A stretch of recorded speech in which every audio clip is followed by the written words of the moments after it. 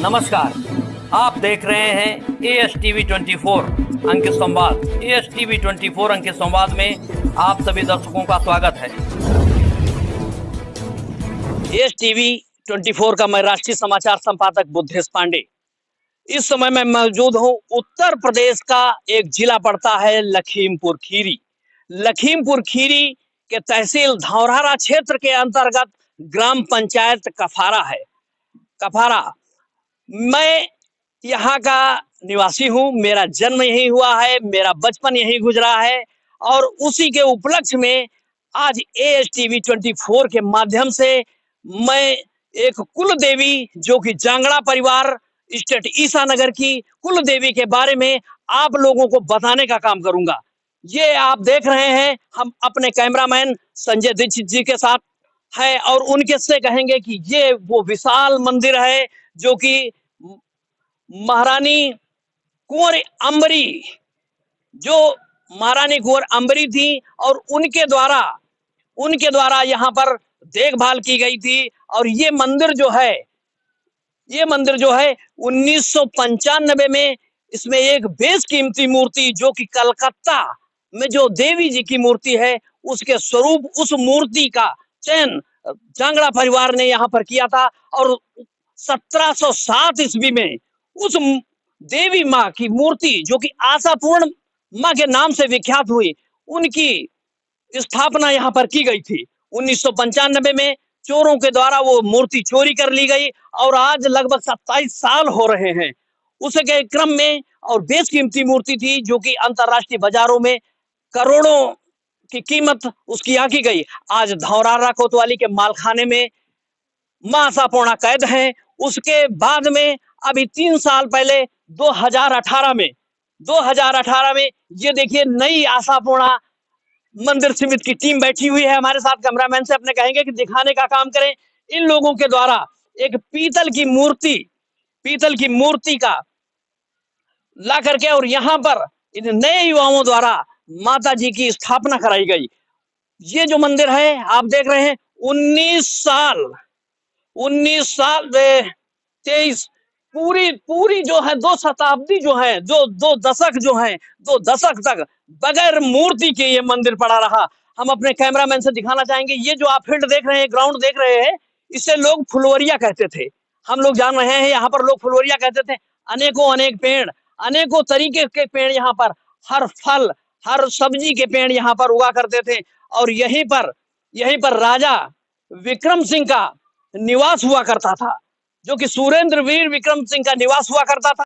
और 1800 ईस्वी में अंग्रेजों के द्वारा उन्हें गिरफ्तार किया गया और उन्हें काला पानी बोल दिया गया। काला पानी के दौरान उनकी मौत हो गई।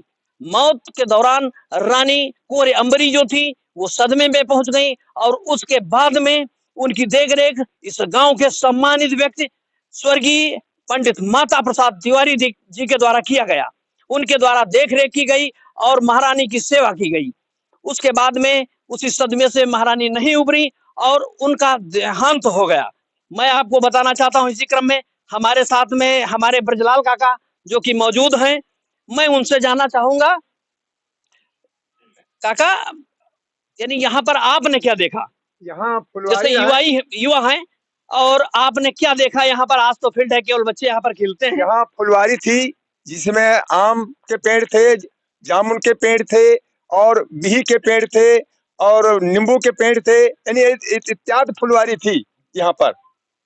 पूरी भरपूर हाँ। यहाँ पर फुलवारी थी। एक समय तो ऐसा लग रहा था जिस समय मूर्ति चोरी हुई और उसके बाद में एक तो इस हिसाब से जंगल राज्य यहाँ पर वीराना हुआ, क्योंकि हम लोग देखते थे कि लग रहा था कि यहाँ पर अब शायद कुछ ऐसा ना हो, इस मंदिर का स्वरूप ना बदले। हाँ, ये तो बात बिल्कुल सही है। और आप लोग देखभाल किया तो ये मंदिर का सुरक्षा कुछ चल रही है, इसलिए हम तो यही चाहते हैं कि आप लोग सब जने मिल करके इसका और इसके आगे बढ़ोतरी होना चाहिए।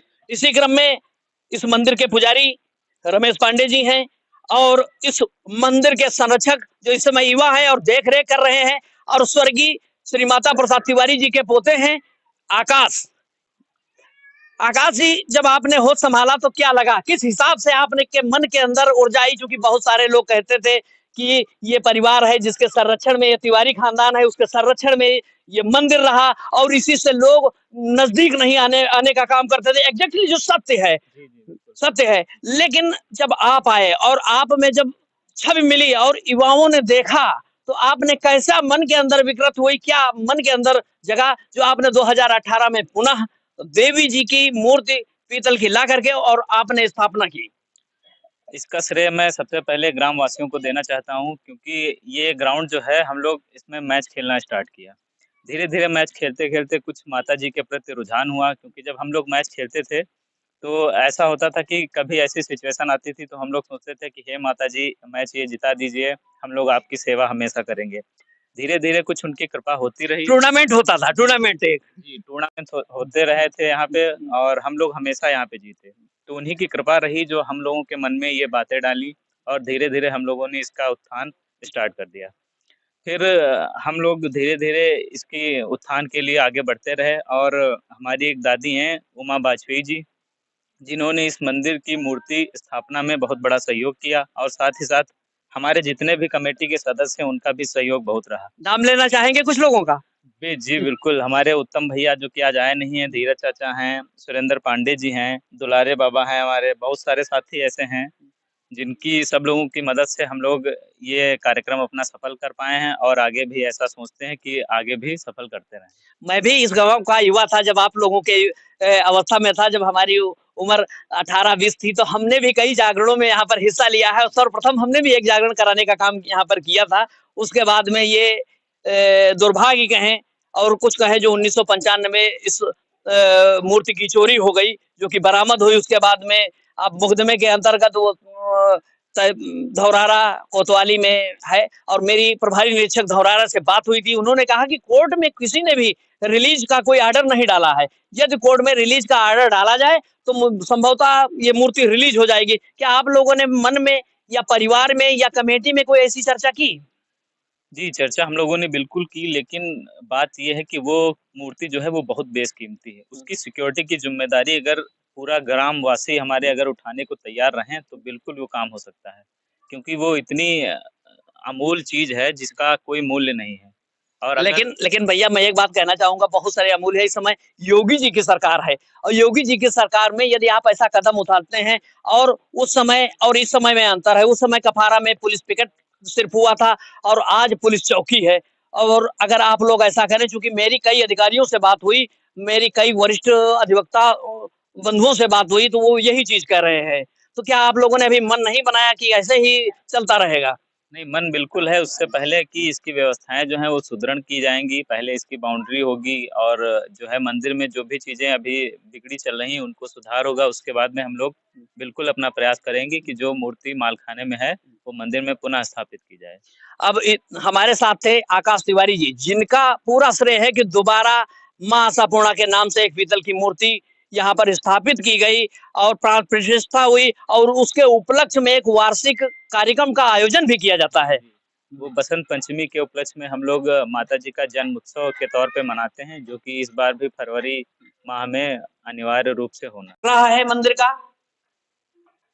ये गर्भगृह है, लाइट नहीं है, ये गर्भगृह है।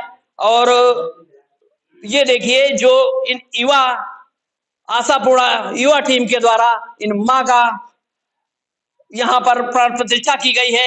ये आशापूर्णा मैया की मूर्ति है और इसी स्थान पर माँ आशापूर्णा मैया विराजमान थी, जो कि आज थाना धौरहरा में मालखाने में है। अब आप देखेंगे कि ये विशाल मंदिर जो है ये पूरी तरीके से जर्जर हुआ था, लेकिन ये जो युवा टीम आप देख रहे हैं, ये इस युवा टीम की देन है कि पुनः इस मंदिर को फिर से जागृत करने का काम किया गया है। ये इधर देखिए सामने गणेश जी विराजमान थे, ये गणेश जी हैं, आप देख रहे हैं, ये गणेश जी हैं। इधर गणेश जी भी विराजमान थे और काफी पुराना मंदिर है, 300 साल पुराना यह मंदिर है। और इसके क्रम में आप देख रहे हैं ये जर्जर होने आया है, लेकिन जो ये युवा टीम लगी है, इस युवा टीम के द्वारा इसको बहुत ही अच्छी तरीके से इसका उत्थान किया जा रहा है।